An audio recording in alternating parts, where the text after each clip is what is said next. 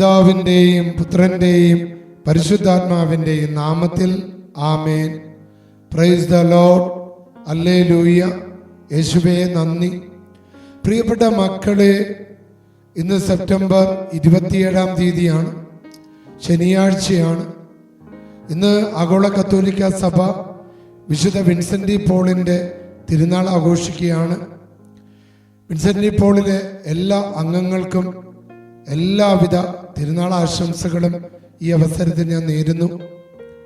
ഒരു 4-5 വർഷം മുമ്പ് ഞാൻ കോവിഡ് ഇങ്ങനെ വിട്ടുമാറി വരുന്ന സമയത്ത് ഫ്രാൻസില് പാരീസില് ധ്യാനിപ്പിക്കാൻ വേണ്ടി പോയി. ഫ്രഞ്ചുകാർക്ക് വേണ്ടിയുള്ള ധ്യാനമായിരുന്നു.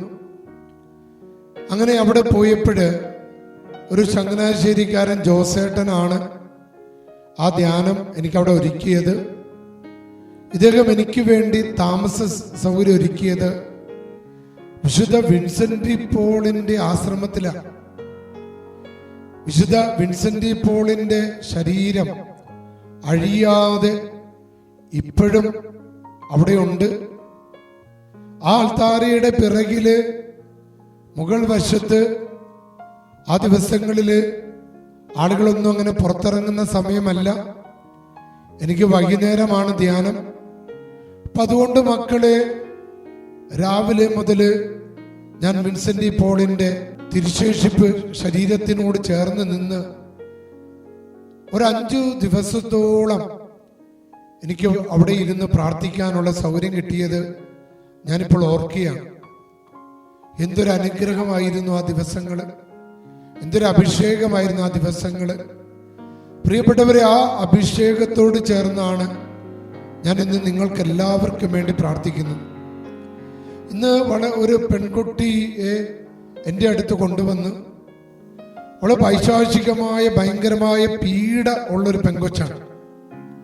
പ്രിയപ്പെട്ട മക്കളെ, ഇന്ന് അനവധി പെൺകുട്ടികൾക്ക് ഒരു 13-നും 19-20 വയസ്സിനിടയിലുള്ള അനവധി പെൺകുട്ടികൾക്ക് മാനസികവും ആത്മീയവും പൈശാചികമായ പീഡകൾ നേരിടുകയാണ്. മാതാപിതാക്കള് എൻ്റെ റൂമിലിരുന്ന് കരയുന്നത് ഞാൻ കണ്ടു. അങ്ങനെ എത്രയോ മാതാപിതാക്കള് തങ്ങളുടെ പിള്ളേരെ അവരുടെ നിയന്ത്രിക്കാനാവാതെ എന്ത് ചെയ്യണമെന്നറിയാതെ കരയുന്ന മാതാപിതാക്കളുണ്ട്. ഇന്ന് ഞാൻ അവരെല്ലാവരെയും സമർപ്പിക്കുക.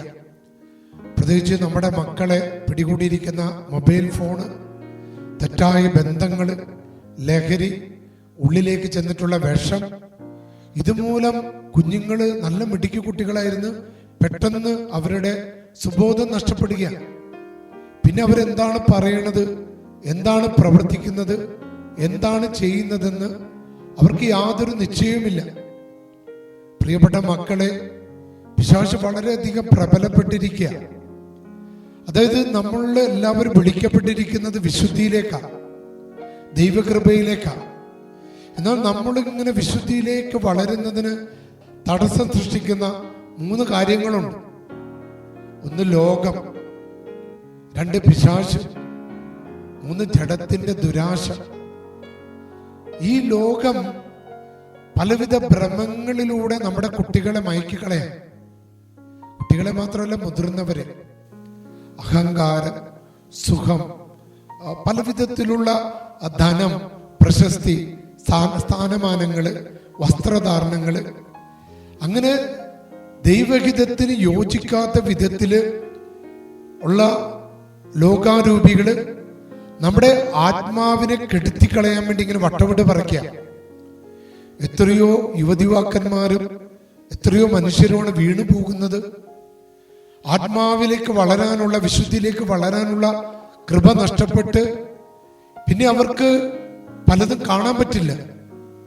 അവരുടെ മുൻപിൽ സുഖിക്കുക, ആ ഒരു തിന്മയുടെ അരൂപി അവരെല്ലാവരും കീഴടക്കി കളയും. പിന്നെ സാത്താന്റെ അരൂപി. നമ്മൾ ലോകാരൂപിയുമായി, ലോകത്തിന്റെ സുഖങ്ങളുമായിട്ട് ബന്ധം സ്ഥാപിക്കുമ്പോൾ ദൈവാരൂപിയുമായിട്ട് നമ്മൾ ശത്രുതയായി പോകും. കാരണം ദൈവാരൂപി നമ്മൾ അകലും. ഈ സമയത്ത് നമ്മൾ പിടിമുറുക്കുന്നതാണ് പിശാച്, സാത്താൻ, സർപ്പം. തിന്മ, ലഗിയോ, ഇവൻ നമ്മുടെ മേൽ ആവസിച്ചു കളയും. അവൻ വന്നു കഴിഞ്ഞാൽ പിന്നെ അവിടെ മരണമാണ്, ജീവൻ നഷ്ടപ്പെടുത്തി കളയും, പിന്നെ ജീവിതമില്ല, പിന്നെ പലവിധ ട്രീറ്റ്മെന്റ് കൊണ്ടൊന്നും രക്ഷപ്പെടില്ല. ഇതാണ് ഇങ്ങനെ മദ്യം, ലഹരി, മയക്കുമരുന്ന്, തെറ്റായ ബന്ധങ്ങളിലൂടെ സാത്താൻ പലരുടെയും ജീവിതത്തിലേക്ക് കടന്നു വരും. അവൻ കുടുംബം തകർത്ത്, ആരോഗ്യം തകർത്ത്, സമ്പത്ത് തകർത്തിട്ടേ അവൻ പോവുകയുള്ളൂ. മറ്റൊരു അരൂപിയാണല്ലോ ജഡത്തിന്റെ ദുരാശ, വ്യഭിചാരത്തിന്റെ, സ്വവർഗഭോഗത്തിന്റെ, സ്വയം ഭോഗത്തിന്റെ ആ ദുരാശ പിടികൂടി നമ്മളിലുള്ള ആത്മാവിനെ കെടുത്തിക്കളയും.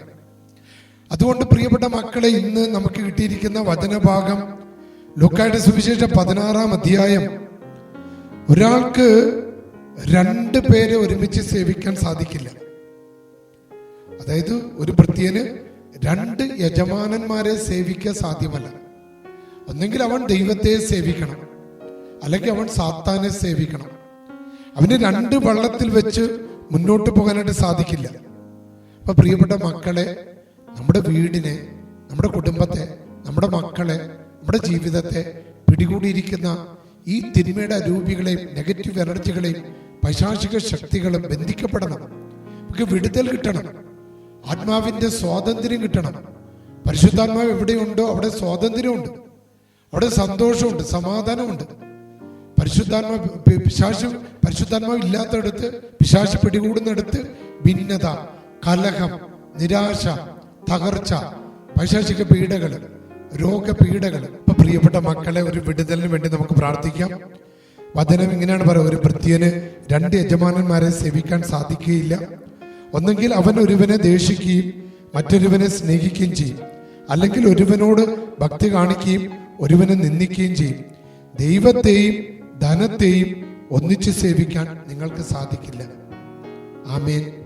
പ്രിയപ്പെട്ട മക്കളെ, ഈ വചനത്തെ മനസ്സിൽ ധ്യാനിച്ചുകൊണ്ട് നമുക്ക് ഡെലിവറൻസിന്റെ പ്രാർത്ഥനയ്ക്കായിട്ട് ഒരുങ്ങാം. എല്ലാ മക്കളും കരമുയർത്തി പരിശുദ്ധാത്മാവിനെ വിളിച്ച് സ്തുതിച്ച് ഹല്ലേലൂയ, ഹല്ലേലൂയ, ഹല്ലേലൂയ. പരിശുദ്ധാത്മാവേ, ദൈവത്തിന്റെ ആത്മാവേ, യേശുവിന്റെ ആത്മാവേ, അത്ഭുതങ്ങളുടെ ആത്മാവേ, ഡെലിവറൻസിന്റെ ആത്മാവേ, ഞങ്ങളുടെ മേൽ എഴുന്നള്ളി വരണമേ. ആമേൻ. പിതാവിന്റെയും പുത്രന്റെയും പരിശുദ്ധാത്മാവിന്റെ നാമത്തിൽ ആമേൻ. ശപിക്കപ്പെട്ട സർപ്പമേ, ദുഷ്ടസേനകളെ, ജീവിക്കുന്ന ദൈവത്തിന്റെ നാമത്തിൽ, സത്യദൈവത്തിന്റെ നാമത്തിൽ നിങ്ങളെ ഞാൻ ബന്ധിക്കുന്നു, ബഹിഷ്കരിക്കുന്നു, ശാസിക്കുന്നു, ആട്ടിപ്പായിക്കുന്നു. ഈ മക്കളെ തൊട്ടുപോകരുതെന്ന് യേശുനാമത്തെ കൽപ്പിക്കുന്നു. മനുഷ്യമക്കളെ വഞ്ചിക്കാതെയും നിത്യനാശത്തിന്റെ വിഷം അവരുടെ മേൽ ചൊരിയാതെയും ഇരിക്കുക. സഭയെ നശിപ്പിക്കുന്ന നിന്റെ തുനിവിന് ഇന്ന് അറുതി വരുത്തുക.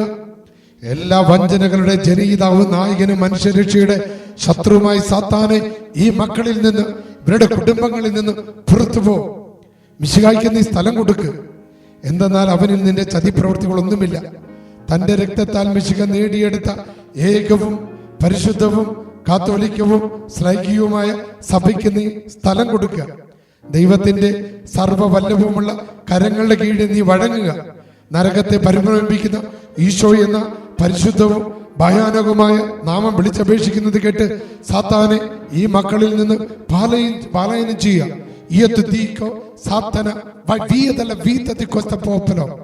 I command you, go to the feet of Jesus. Isho എന്ന പരിശുദ്ധ നാമത്തെ സ്വർഗീയദൂതഗണങ്ങളായ തത്വകന്മാര്, ബലവത്തുക്കള്, നാദകൃത്യന്മാര് അനുസരിക്കുന്നു. സൈനികരുടെ കർത്താവായ ദൈവം പരിശുദ്ധൻ, പരിശുദ്ധൻ, പരിശുദ്ധൻ എന്ന് ഉരുവിട്ടുകൊണ്ട് ഭക്തിചോലകന്മാരും ജ്ഞാനാധിക്യന്മാരും ഈ നാമത്തെ പാടി സ്തുതിക്കുന്നു. സ്തുതിച്ച മക്കളെ, ഹല്ലേലൂയ, ഹല്ലേലൂയ, ഹല്ലേലൂയ. അത്ഭുതകരമായ ഡെലിവറൻസ് നടക്കട്ടെ. ബാധകള്, തിന്മകള്, രോഗങ്ങള്, തടസ്സങ്ങളെല്ലാം യേശു നാമത്തിൽ വിട്ടുമാറട്ടെ. പ്രിയപ്പെട്ട മക്കളെ, നിങ്ങളെല്ലാവരും ഈ പ്രാർത്ഥന മറ്റുള്ള എല്ലാവർക്കും അയച്ചു കൊടുക്കണമെന്ന് ഞാൻ എളിമയോടുകൂടി നിങ്ങളോട് അപേക്ഷിക്കുകയാണ്.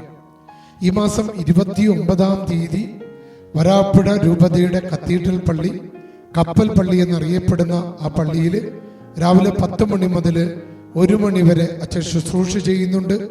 നിങ്ങളെല്ലാവരും, പ്രത്യേകിച്ച് എറണാകുളം ഭാഗത്തുള്ളവര്, അവിടെ ആ പശ്ചിമ കൊച്ചി ഭാഗത്തുള്ളവര്, അവരെല്ലാവരും, സാധിക്കുന്ന എല്ലാ മക്കളെയും ഞാൻ ആ കപ്പൽ പള്ളിയിലേക്ക്, കത്തീഡ്രൽ പള്ളിയിലേക്ക് 29-ാം തീയതി ഒത്തിരി സ്നേഹത്തോടെ ക്ഷണിക്കുകയാണ്.